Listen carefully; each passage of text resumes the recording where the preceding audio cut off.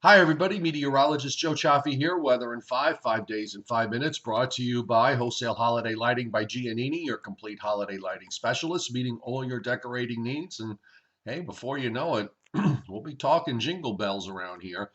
They're at 162 Ocean Avenue in Lindenhurst on Long Island. 631-957-5106 is the phone number, and the website is liholidaylighting.com.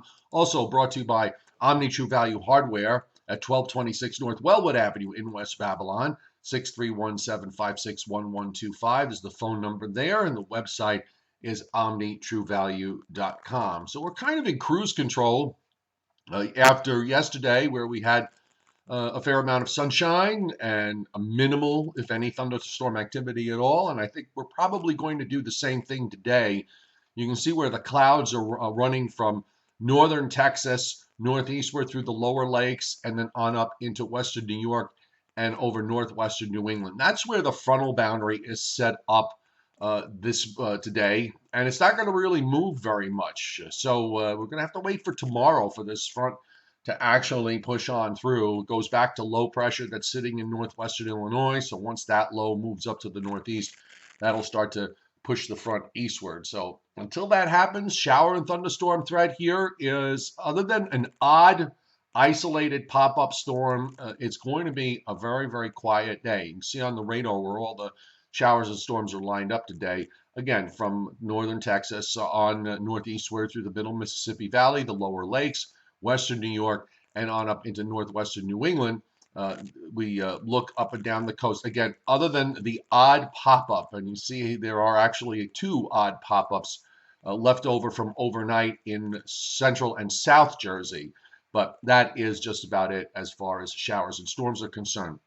As far as severe weather risk, this is for later tomorrow into tomorrow night when that front approaches, and the Storm Prediction Center has now added a small area of marginal risk, covering areas from the lower Hudson Valley, northwestern and southwestern New Jersey, just about all of Pennsylvania except the northwestern part, all of Maryland, almost all of Delaware, and a good chunk of the state of Virginia except the southeast, and as well as West Virginia. So that'll be for tomorrow. Again, it's just a marginal risk of severe weather. And as far as rainfall is concerned over the next 7 days, well, we have actually, this Saturday's cold front is actually the first of several cold fronts that we're going to see moving through. So rainfall amounts, of course, all of this, whenever you see this in the summertime, it's convectively driven, which means that we could see some rather wide variations in total rainfall.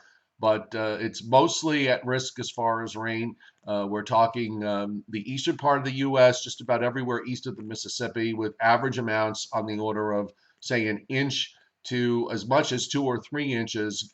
Again, that's going to depend on days when we have thunderstorms and on days when we don't. Also seeing a rather big area here down in the lower Mississippi Valley, down further south into Louisiana, and we're actually still seeing some heavy rains streaming up into the southwestern part of the U.S.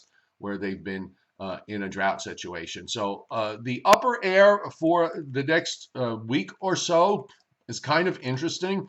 We've been talking about the fact that we've been seeing these troughs, these upper troughs dropping down into the eastern part of the United States. And I've actually moved this up to Sunday evening when we have one right here with an upper low that is sitting right over northern Kentucky. That means there'll be a stalled frontal boundary somewhere along the East Coast. And then once that trough lifts away, pulls away and pushes to the east, this should start to push the front further offshore, which is indeed what happens.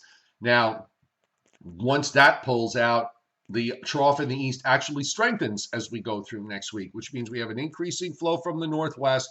So we're going to be seeing cold fronts coming down from Canada, a couple of them, and perhaps each one triggers off a shower or thunderstorm. But while we're under this northwest flow, it's going to be pretty hard to see temperatures approach the 90-degree mark. We're actually going to see temperatures down a bit next week, and even toward the end of next week, the trough extends all the way down into South Carolina, was where the southern edge of the westerlies are, and that means that we're going to actually get maybe a break in the humidity for a day or so.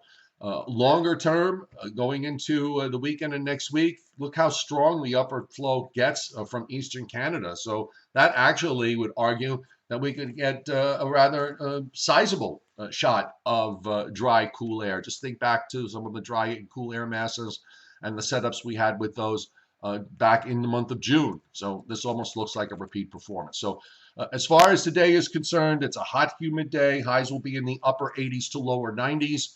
From everywhere from Northeast Virginia to southern New England, with temperatures a little bit cooler at the shore. Again, just watch for the odd pop-up isolated shower or thunderstorm. Then tomorrow, the front approaches late in the day, and we stand to have a fairly high chance of some showers and thunderstorms running around as the front nears the coast and a little low moves along it. The front and the low are going to hang around on Sunday, so that's going to probably create some cloud issues and maybe even some scattered showers. Temperatures tomorrow, by the way, upper 80s to low 90s again, Northeast Virginia to southern New England, probably low and middle 80s on Sunday. Then the front kind of sags southward. We get another front that will approach probably later on Tuesday. So Monday and Tuesday don't look too bad. Let's call it clouds mixed with sun and the chance for a scattered shower. And then late Tuesday, maybe a better chance for some showers and thunderstorms as the front nears. And we'll probably hang on to that threat for showers and thunderstorms on Wednesday as another cold front moves on through. And then it looks like Thursday into Friday, we could get a break as far as the humidity is concerned. And yet another front approaches for Friday night into Saturday, and it's behind this one. Now we're into next weekend. It's behind this one that we have actually a fairly decent shot of dry air and low humidity coming in for the last weekend of the month of July. Weather in 5 is brought to you by Omni True Value Hardware at 1226 North Wellwood Avenue in West Babylon, 631-756-1125 for the best prices in town. OmniTrueValue.com is the website. And Wholesale Holiday Lighting by Giannini, your complete holiday lighting specialist, meeting all your decorating needs at 162 Ocean Avenue in Lindenhurst, New York. On Long Island as well, 631-957-5106. And it's LIHolidayLighting.com for the website. So enjoy your Friday and definitely enjoy your weekend. Just watch out for maybe some late storms on Saturday and some scattered showers on Sunday. The Joe and Joe Weather Show will be back Sunday morning at 11 a.m. Eastern Time. So do tune in. Have a great day, everybody.